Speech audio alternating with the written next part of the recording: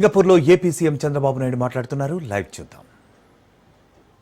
మాస్క్లో ఆయన దగ్గర పనిచేసి తర్వాత బీపీసీఎల్లో పనిచేసి ఇప్పుడు పెట్రోకెమికల్ గురించి వారు సజెషన్స్ ఇచ్చారు. మొన్నే గ్రీన్ హైడ్రోజన్ లో కూడా పార్టిసిపేట్ చేశారు. ఇలాంటి ఆలోచనలు ఇచ్చిన వాళ్ళు చాలా మంది ఉన్నారు మన వాళ్ళు. మీరు నాలెడ్జ్ని మాకు ఇవ్వచ్చు, బెస్ట్ ప్రాక్టీసెస్ తేవచ్చు, టెక్నాలజికల్ సొల్యూషన్స్ ఇవ్వచ్చు. లేకపోతే మీరు కూడా ఆలోచించి మీరు కూడా సర్వీస్ ప్రొవైడర్స్ గా స్టార్టప్ కంపెనీలు పెట్టి మీరు కూడా పనిచేసుకోగలిగితే పూర్తిగా సహకరించడానికి సిద్ధంగా ఉన్నాం. ఇక్కడికి వచ్చినప్పుడు నేను ఐఎమ్ వెరీ హ్యాపీ. నాకు కూడా ఒక కళ, వెంకటేశ్వర స్వామి బాలాజీ మన రాష్ట్రంలో ఉండడం నా అదృష్టంగా భావిస్తున్నా. ఎన్ని కష్టాలు వచ్చినా ఒక్కసారి వెంకటేశ్వర స్వామిని తలుచుకొని సంకల్పం చేసుకుని ముందుకు పోతే అయిపోతుంది. ఈరోజు ప్రపంచంలోని రిచెస్ట్ గాడ్ ఎవరంటే మన వెంకటేశ్వర స్వామే. ఏ దేవుడు కూడా అంత పవర్ఫుల్ గా లేడు. ఈరోజు ఇంకొక పక్కన నా కోరిక కూడా, మీరు చాలా మంది 5 ఏళ్లు అవస్థలు పడ్డారు. ఇప్పుడు ఎన్ఆర్టీ ఉంది. ఎన్ఆర్టీలకు కూడా దర్శనం కోసం ప్రత్యేకంగా మీకు అరేంజ్ చేసే బాధ్యత నాది. దానికి కూడా శ్రీకారం చుట్టాం. అవసరమైతే ఇంకా పెంచుతాం. ఇంకొక పక్క మీరందరూ కూడా ఆలోచించాల్సింది, ప్రతి ఒక్క దేశంలో వెంకటేశ్వర స్వామి దేవాలయం ఒకటి ఉండాలి. దేశంలో ప్రతి ఒక్క రాజధానిలో ఉండాలి. ఇవన్నీ అనుసంధానం చేసుకుని మనం ముందుకు పోగలిగితే హాస్పిటల్కి పోయే పని తగ్గిపోతుంది. వారానికి ఒకసారి వెంకటేశ్వర స్వామి దగ్గరికి పోవడం, తెల్లవారితో నిద్రలేసి ఒకసారి మనం నమ్ముకున్న దేవుడికి మనం ఇది చేసి ముందుకు పోగలిగితే ఇవన్నీ సాధ్యం అవుతాయి. ఇంకొక పక్క మీరందరూ కూచిపూడి చూశాను. ఈరోజే మన సంస్కృతి సాంప్రదాయాలు కోలాటం చూశాను. ఇప్పుడే అమరావతి పైన మన వాళ్ళు ప్రాక్టీస్ చేసి బ్రహ్మాండంగా పాడే పరిస్థితికి వచ్చారు. ఒక ప్రెస్టేజ్గా తీసుకొని నేను అడిగాను, మీరు ఎట్లా ప్రాక్టీస్ చేయగలుగుతున్నారు సింగపూర్లో? పక్కింట్లో ఎవరున్నారో తెలియదు, కానీ ఏ విధంగా మీరందరూ కలిసి ప్రాక్టీస్ చేసి చేశారంటే, మీరు వస్తున్నారని తెలిసినాక మేము అనుకొని ఎప్పటికప్పుడు, ఇప్పుడు వాట్సాప్లు కూడా ఉన్నాయి, పక్కింట్లో ఉన్న వాట్సాప్ పంపిస్తారు, టైంకి వచ్చి పనిచేసి మళ్ళా వెళ్ళిపోయే పరిస్థితి వస్తుంది. మేమందరం ప్రాక్టీస్ చేసామనే పరిస్థితికి వచ్చారు. నేను ఒకటే మిమ్మల్ని కోరుతున్నా, ప్రపంచంలోని గౌరవప్రదమైన కుటుంబ వ్యవస్థ భారతదేశం యొక్క కుటుంబ వ్యవస్థ. అందుకే ఇప్పుడు మీరు చూశారు, ఇక్కడికి వచ్చాం, భార్య పనిచేస్తుంది, భర్త పనిచేస్తారు, కానీ ఇద్దరు గౌరవించుకుంటారు. కొన్ని దేశాల్లో కొంతమంది, నేను ఆ దేశంలో వాళ్ళ తప్పును పట్టణం, మన గొప్పతనాన్ని చెప్తున్నా, తండ్రికి కొడుకు అప్పిస్తాడు, కొడుక్కి తండ్రి అప్పిస్తాడు, భార్య భర్త కాంట్రాక్ట్. కానీ ఇక్కడ మనది అది కాదు. మనమందరం కూడా పెళ్ళంటే దైవ నిర్ణయం, ఎప్పుడో నిర్ణయమైంది, దాని ప్రకారం ఉండాలి, కలిసి ఉండాలని సంకల్పంతో శాశ్వతంగా ఉండే కుటుంబ వ్యవస్థ భారతీయ కుటుంబ వ్యవస్థ అని చెప్పి కూడా మీకు తెలియజేస్తున్నా. దీనివల్ల మీకు అనిపిస్తుంది ఏంటి లాభం అనిపించవచ్చు.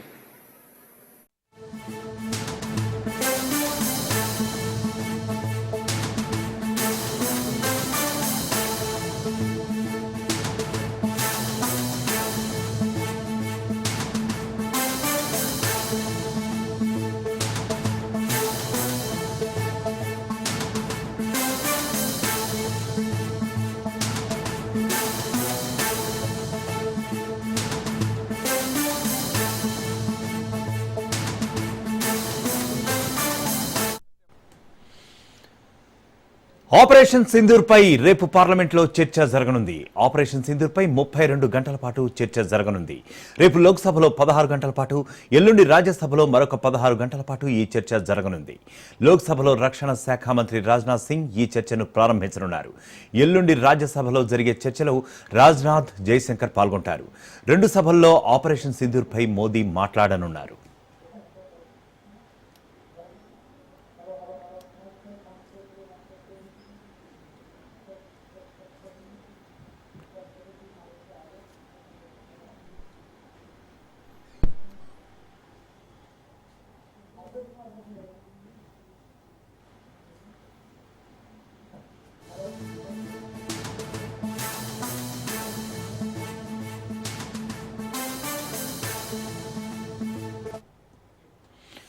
పహల్గాం ఉగ్రదాడి, ఆపరేషన్ సింధూర్ అంశాలపై ప్రత్యేక చర్చ నిర్వహించాలని బిజినెస్ అడ్వైజర్ కమిటీ నిర్ణయించిందని రిజిజు తెలిపారు.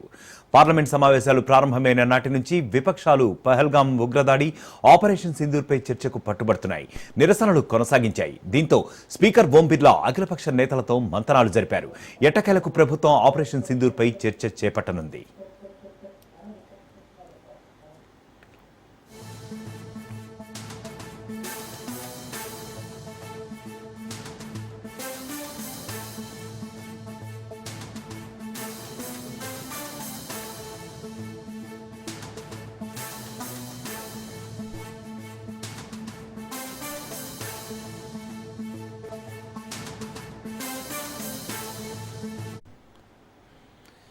ఇక దీనిపై మరింత సమాచారం మా ప్రతినిధి రాజు అందిస్తారు.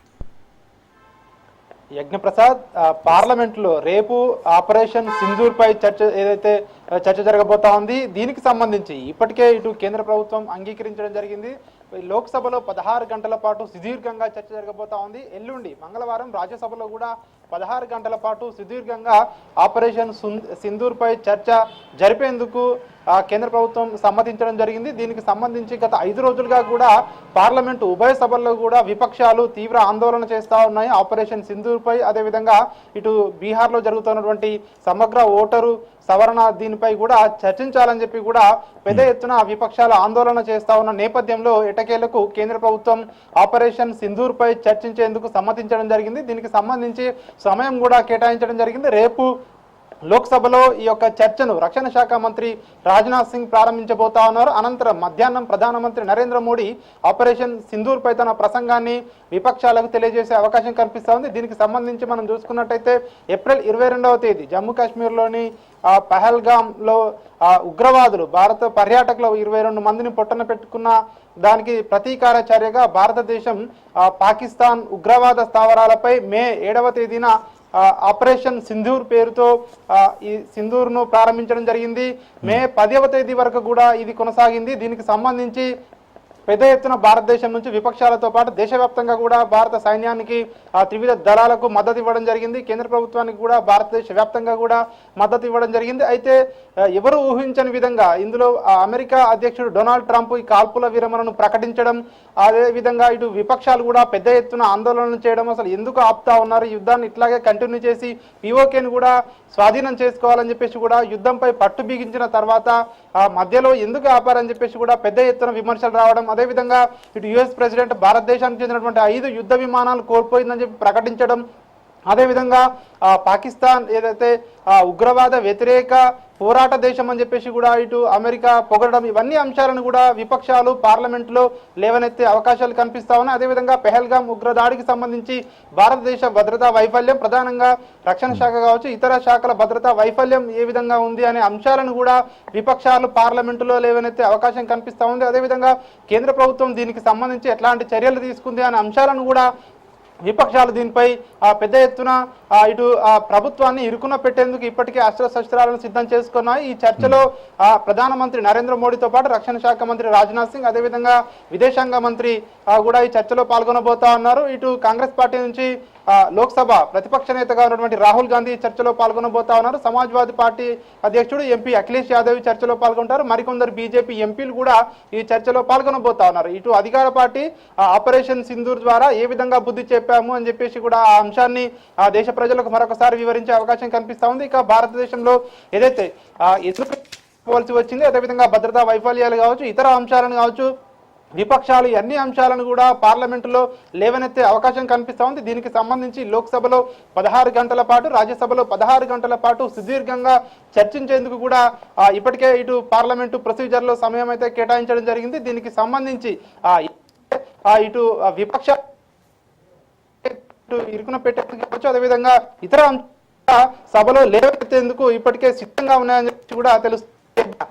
అయితే ముఖ్యంగా చెప్పండి రాజు, యాక్చువల్గా ఈ ఆపరేషన్ సింధూర్ అనేది ఒక రాజకీయంగా తమని తాము హైప్ చేసుకునేందుకే బీజేపీ ప్రయత్నించింది. అందుకని మాత్రమే ముఖ్యంగా ఇది ఒక భద్రతా వైఫల్యం. అయితే దాన్ని కప్పిపుచ్చుకోవడానికి ఈ ఆపరేషన్ సింధూర్ని ఇంట్రొడ్యూస్ చేసింది. ఇది తనను తాను బీజేపీ రాజకీయంగా హైప్ చేసుకోవడానికి అని చెప్పి కూడా ప్రతిపక్షాలు గత కొద్ది కాలంగా కూడా వాదిస్తూ వచ్చాయి. మరి దీనిపై కూడా మాట్లాడే అవకాశం ఉందంటారా? ఖచ్చితంగా దీనిపై ఇప్పటికే ఇటు విపక్షాలు పెద్ద ఎత్తున ఇటు బీజేపీ కేంద్ర ప్రభుత్వాన్ని విమర్శలు చేస్తా ఉన్నాయి. ముఖ్యంగా ఇటు భద్రతా వైఫల్యానికి కారణం కూడా కేంద్ర ప్రభుత్వమే. ఆ తర్వాత దానికి ప్రతీకార చర్యగా కూడా ఆపరేషన్ సింధూర్ అని చెప్పేసి కూడా తమను తాము డిఫెండ్ చేసుకోవడానికి మరొకసారి ఇటు కేంద్ర ప్రభుత్వం సింపతి సాధించడానికి దేశ ప్రజలతో ఈ యొక్క యుద్ధాన్ని ప్రారంభించిందని చెప్పేసి కూడా ఇటు విపక్షాలు విమర్శలు చేశాయి. అయితే అయినప్పటికీ కూడా ఇటు అఖిలపక్ష సమావేశం నిర్వహించినా కూడా దానికి ఇటు విపక్షాలు కూడా మేము విపక్షాలుగా సహకరించాము. అయినప్పటికీ కూడా యుద్ధాన్ని ఎందుకు మధ్యలో ఆపేయవలసి వచ్చింది అనే అంశాన్ని కూడా ప్రధానంగా లేవనెత్తే అవకాశం మనకు కనిపిస్తా ఉంది. అదేవిధంగా ఈ యుద్ధానికి సంబంధించి అప్పటికే పాకిస్తాన్ చేతిలో ఇటు యుద్ధ సామాగ్రి పాకిస్తాన్ దగ్గర అయిపోవడం, అదేవిధంగా ఇతర అంశాల్లో పాకిస్తాన్కు ఎదురుదెబ్బ తగిలే అంశంలో ఎందుకు యుద్ధాన్ని ఆపవలసి వచ్చింది. అదేవిధంగా మధ్యవర్తిత్వంగా అమెరికా అధ్యక్షుడు డొనాల్డ్ ట్రంప్ చేసినటువంటి వ్యాఖ్యలను తర్వాతనే ప్రధానమంత్రి నరేంద్ర మోడీ అదేవిధంగా కేంద్ర ప్రభుత్వం యుద్ధాన్ని ఆపేసింది అనే విషయాన్ని కూడా ప్రధానంగా ఉభయ సభల్లో కూడా విపక్షాలు లేవనెత్తే అవకాశం కనిపిస్తా ఉంది. ఇందులో కేంద్ర ప్రభుత్వం చేసినటువంటి తప్పిదాలు కావచ్చు, అదేవిధంగా భద్రతా వైఫల్యంలో ఉన్నటువంటి అంశాలు కావచ్చు, ఆ అన్ని అంశాలను కూడా ఆ సభలో ఇప్పటికే లేవనెత్తే అవకాశం కనిపిస్తా ఉంది. మరొక వైపు ఇప్పటికే దీనికి సంబంధించి ఏదైతే ఎంపీల బృందం ఇప్పటికే విదేశాలకు వెళ్ళి పాకిస్తాన్ ఉగ్రవాద దేశం ఏ విధంగా చేస్తా ఉంది, పాకిస్తాన్ ఉగ్రవాదాన్ని ఏ విధంగా పెంచి పోషిస్తుంది అనే అంశాలను కూడా ఇప్పటికే ప్రపంచానికి ఎంపీలు కూడా అక్కడికి వెళ్ళి ఇతర దేశాల్లో కూడా ప్రచారం కూడా చేయడం జరిగింది, ప్రపంచ దేశాలకు వివరించడం జరిగింది. అయితే ఈ అన్ని అంశాలను కూడా సభలో లేవనెత్తే అవకాశం అయితే మనకు కనిపిస్తూ ఉంది. వీటితో పాటు ప్రధానంగా కేంద్ర ప్రభుత్వం చేస్తా ఉన్నటువంటి ఇందులో చేసినటువంటి ఏవైతే మిస్టేక్స్ ఉన్నాయో అవన్నిటినీ కూడా ఖచ్చితంగా ఈ యొక్క సభా వేదికగా మేము చెప్తామని చెప్పేసి కూడా విపక్షాలు అయితే పెద్ద ఎత్తున ఇప్పటికే దీనిపై అంటే పట్టు సాధించినట్టుగా కూడా తెలుస్తా ఉంది. ఆపరేషన్ సింధూర్ పై విపక్షాలు ఇప్పటికే తగినంత సమయం కూడా ఉంది. మొదటి నుంచి కూడా వాళ్ళు దీనిపై ఆరోపణలు చేస్తా ఉన్నారు. కాబట్టి ఈ చర్చలు వాడి వేడిగా సాగే అవకాశం అయితే మనకు కనిపిస్తా ఉంది. కేంద్ర ప్రభుత్వాన్ని ఇరుకున పెట్టేందుకు, అదేవిధంగా ఈ యొక్క దీనికి సంబంధించి కేంద్ర ప్రభుత్వం ఎందుకు దీనికి సంబంధించి పూర్తి వివరాలను ఇంతవరకు కూడా బయట పెట్టలేదు, మన దేశం నుంచి ఎంత నష్టం జరిగింది అనే అంశాన్ని కూడా ఎందుకు బయట పెట్టలేదు అనే అంశాన్ని కూడా సభా వేదికగా కూడా విపక్షాలు లేవనెత్తే అవకాశం కనిపిస్తా ఉంది. కేవలం ఇది సింపతి కోసమే చేశారు అన్న ఏదైతే వాదన ఉందో దాన్ని కూడా గట్టిగా వినిపించేందుకు విపక్షాలు అయితే సిద్ధమవుతా ఉన్నట్టుగా కూడా తెలుస్తా ఉంది. Right Raju, thank you.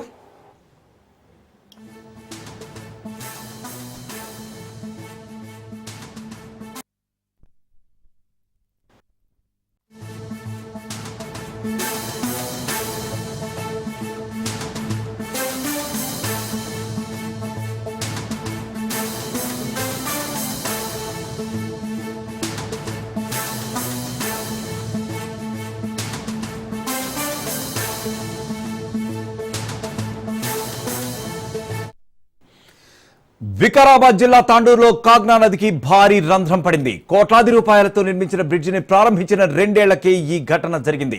కోట్లాది రూపాయలతో నిర్మించిన వంతెనలు 100 ఏళ్లు ఉండాల్సినవి ప్రారంభించిన 2 ఏళ్లకే భారీ రంధ్రాలు పడి శిథిలావస్థకు చేరడం ఇటీవల పరిపాటిగా మారిపోయింది. తాజాగా వికారాబాద్ జిల్లా తాండూరు నియోజకవర్గంలో మహబూబ్ నగర్ తాండూరు అంతర్ జిల్లాను కలిపే రోడ్డు మార్గంలో కాగ్నా నదిపై 16,80,00,000 రూపాయల వ్యయంతో నిర్మించిన బ్రిడ్జి ప్రారంభించిన 2 ఏళ్లకే భారీగా రంధ్రం పడిపోయింది. దీంతో ఆ బ్రిడ్జిపై నుండి వెళ్లే భారీ వాహనాలకు తీవ్ర అంతరాయం ఏర్పడుతోంది. 100 ఏళ్లు ఉండాల్సిన వంతెనలు ఇలా ప్రారంభించిన 2 ఏళ్లకే శిథిలావస్థకు చేరడం పట్ల కాంట్రాక్టర్ నాసిరకం పనులు చేపట్టడమే కారణమంటున్నారు. నాసిరకం పనులు చేపట్టిన కాంట్రాక్టర్ పై తగిన చర్యలు తీసుకుని వెంటనే కాగ్నా నది బ్రిడ్జికి మరమ్మతులు చేపట్టాలని వాహనదారులు కోరుతున్నారు.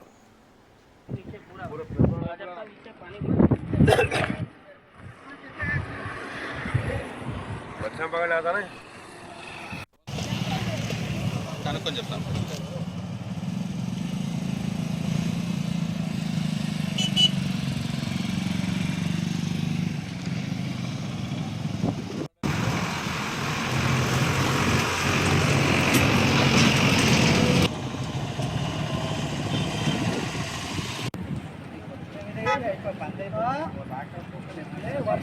కంటిన్యూ ఉన్నాయి. అది మెల్లమెల్ల మొత్తం అక్కడ ఇక్కడ ఒక కానిస్టేబుల్ పెట్టేసేయాలి.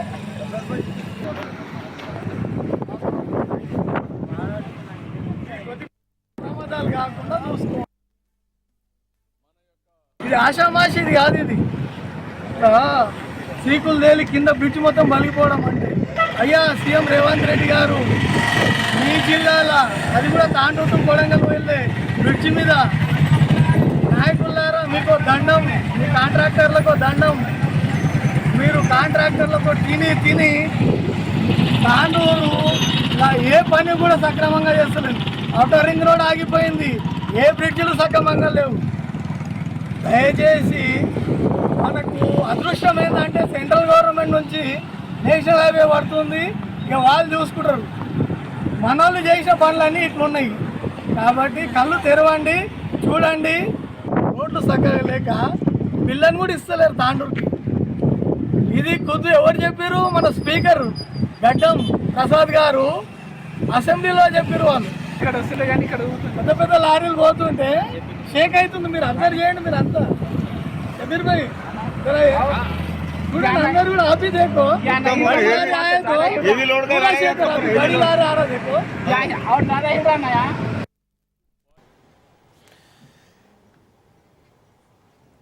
ఇక ఇదే ఘటనపై మా ప్రతినిధి రత్నకుమార్ మరింత సమాచారం అందిస్తారు. రత్నకుమార్, ముఖ్యంగా చెప్పండి, దీర్ఘకాలిక ప్రయోజనాలతో నిర్మించేటువంటి బ్రిడ్జిలు కూడా శిథిలావస్థకి 2 ఏళ్లలోనే చేరుకున్నాయి. ముఖ్యంగా ఇక్కడ మనం చూస్తున్న విజువల్స్ లో కూడా కాగ్నా నది బ్రిడ్జికి ఇంత పెద్ద భారీ ఎత్తున రంధ్రం పడింది. దీనిపై మీ దగ్గర ఉన్న అప్డేట్ ఏంటి?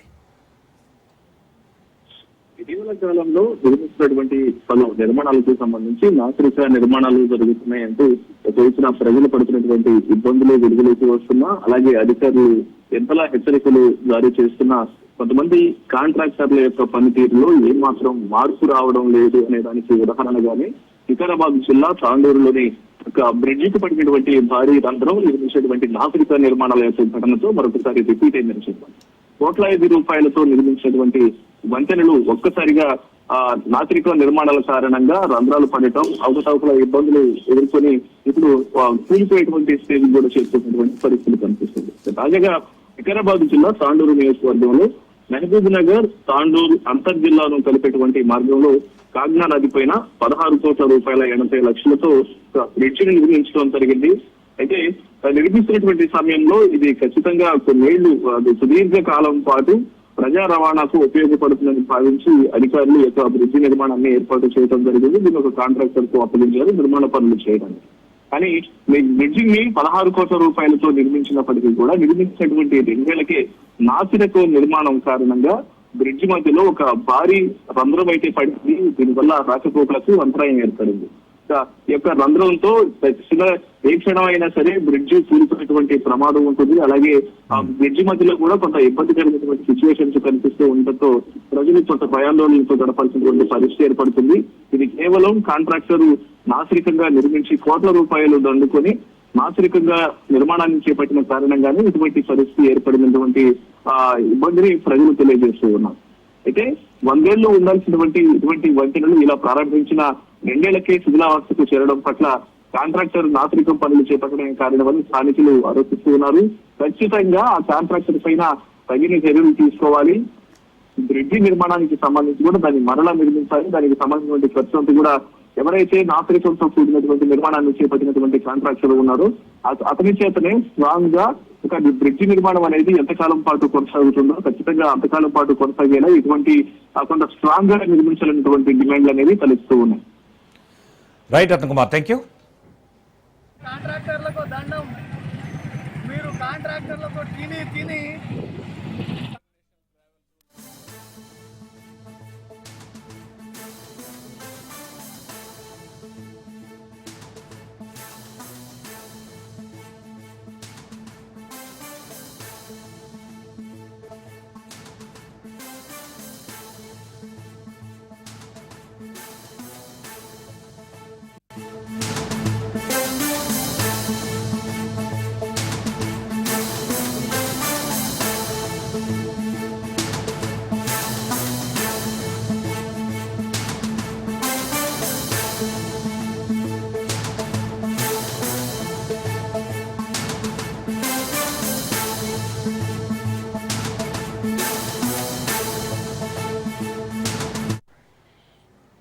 బ్రేకింగ్ న్యూస్ చూస్తున్నాం. నాగర్ కర్నూలు జిల్లాలో ఉయ్యాలవాడలో మహాత్మా జ్యోతిబా పూలే బాలికల గురుకుల పాఠశాలలో ఫుడ్ పాయిజన్ సంఘటన జరిగింది. 64 మంది విద్యార్థులు అస్వస్థతకు గురయ్యారు. కళాశాల సిబ్బంది సాయంత్రం సమయంలో విద్యార్థులకు స్నాక్స్ పకోడీ అందించారు. క్యాబేజీ కూరతో రాత్రి భోజనం కూడా ఏర్పాటు చేశారు. భోజనం చేసిన కొద్దిసేపటికే 9 మంది విద్యార్థులకు కడుపు నొప్పితో పాటు వాంతులు కూడా అయ్యాయి. దీంతో సిబ్బంది వెంటనే గమనించి జిల్లాలోని జనరల్ ఆసుపత్రికి తీసుకెళ్లి వైద్య సేవలను అందించారు. ఆ తర్వాత క్రమంగా విద్యార్థుల సంఖ్య 64 వరకు పెరిగింది. కడుపు నొప్పి వాంతులతో బాధపడుతున్న విద్యార్థులను 108 అత్యవసర వాహనంలో ఆసుపత్రికి తీసుకెళ్లి వైద్య సేవలను అందిస్తున్నారు. విషయం తెలుసుకున్న నాగర్ కర్నూల్ ఆర్డీఓ సురేష్ ఆసుపత్రికి వచ్చి విద్యార్థులతో మాట్లాడారు. మెరుగైన వైద్య సేవలను అందించాలని వైద్య సిబ్బందికి సూచించారు.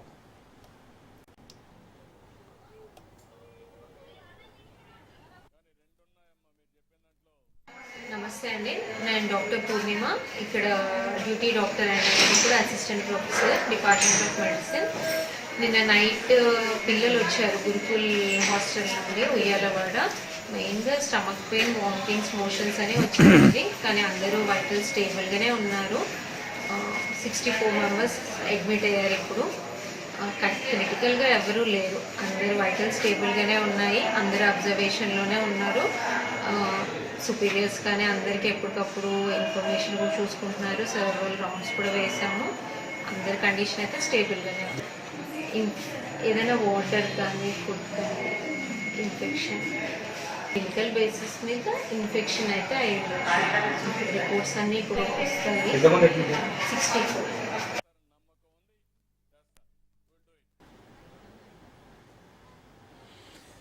ఇక ఇదే ఘటనపై మా ప్రతినిధి సాగర్ మరింత సమాచారం అందిస్తారు. సాగర్, ముఖ్యంగా చెప్పండి, ముఖ్యంగా గురుకుల పాఠశాలలో ఇటువంటి ఉదంతాలు ఎక్కువగా జరుగుతున్నాయి ఈ మధ్య. మరి అక్కడ భద్రతా ప్రమాణాలు ఏ విధంగా ఉన్నాయి? మీ దగ్గర ఉన్న అప్డేట్స్ ఏంటి? ఏదైతే నాగర్ కర్నూలు జిల్లా కేంద్రంలోని ఉయ్యాలవాడలో గల మహాత్మా జ్యోతిరావు బాపులే బాలికల గురుకుల పాఠశాలలో అయితే నిన్న రాత్రి ఆహారం వికటించి దాదాపుగా 64 మంది విద్యార్థులకు పైగా కూడా అస్వస్థకు గురయ్యారు.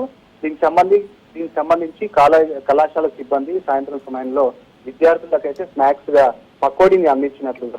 తర్వాత రాత్రి భోజనంలో క్యాబేజీ కూరతో పెట్టి వాళ్ళకైతే భోజనాన్ని ఏర్పాటు చేశారు. దీనికి సంబంధించి ఏదైతే గతంలో కూడా మక్తల్ తర్వాత ఉమ్మడి పాలమూరు జిల్లా వ్యాప్తంగా కూడా ఎన్నో గురుకుల పాఠశాలలు ఇటు తర్వాత గురుకుల స్కూల్స్లలో కూడా పూర్తిగా ఫుడ్ పాయిజన్ ఘటనలు అనేది పునరావృతం అవుతూనే ఉన్నాయి. దీనికి సంబంధించి ఇప్పటికే జిల్లా కలెక్టర్ తర్వాత నాగర్ కర్నూలు ఎమ్మెల్యే కూచుకుల రాజేష్ రెడ్డి కూడా స్పందించారు. విద్యార్థులంతా కూడా హాస్పిటల్కి వెళ్లి పూర్తిగా ఆయన పరామర్శించిన పరిస్థితి కూడా కనిపిస్తుంది. ప్రస్తుతానికైతే 64 మంది విద్యార్థుల పరిస్థితి పూర్తిగా నిలకడగా ఉంది. వీళ్ళంతా కూడా ఒకరొకరుగా డిశ్చార్జ్ అయ్యి హాస్టళ్లకు వెళ్తున్న పరిస్థితి. దీనికి సంబంధించి ఇటు జిల్లా కలెక్టర్ తర్వాత ఇటు నాగర్ కర్నూలు ఎమ్మెల్యే కూచుకుల రాజేష్ రెడ్డి కూడా దీనిపై కఠిన చర్యలు తీసుకుంటాం, ఈ ఫుడ్ పాయిజన్ కి సంబంధించి బాధ్యులైన వారిని వదిలిపెట్టమంటూ కూడా ఆయన ప్రెస్ మీట్ పెట్టి చెప్పిన పరిస్థితి కనిపిస్తుంది. దీనికి సంబంధించి ఇప్పటికే జిల్లా కలెక్టర్ కూడా ఒక ప్రత్యేక కమిటీని ఏర్పాటు చేసి విచారణ చేపట్టాలంటూ కూడా ఆయన విద్యాశాఖకు ఆదేశాలు జారీ చేసినట్లు కూడా తెలుస్తుంది. మొత్తానికైతే కూడా ఈ విద్యార్థుల ఫుడ్ పాయిజన్ సంబంధించి ఇలాంటి ఘటనలు పూర్తిగా ఉమ్మడి పాలమూరు జిల్లా వ్యాప్తంగా కూడా పునరావృతం అవుతూనే ఉన్నాయి. కానీ ఈ ఘటనలు జరిగినప్పుడు మాత్రమే తూతు మంత్రంగా అధికారులు అక్కడికి వెళ్తున్నారు, మొత్తం అంతా కూడా తనిఖీలు చేస్తున్నారు. కానీ తర్వాత పట్టించుకోవడం లేదంటూ కూడా విద్యార్థుల తల్లిదండ్రులు కూడా వాపోతున్న పరిస్థితి కనిపిస్తుంది. మొత్తానికైతే ఈ ఫుడ్ పాయిజన్ కి సంబంధించి పూర్తిగా బాధ్యులైన వారిని సస్పెండ్ చేయాలంటూ విద్యార్థుల తల్లిదండ్రులు కూడా వేడుకుంటున్న పరిస్థితి కూడా కనిపిస్తుంది. Right sir, thank you.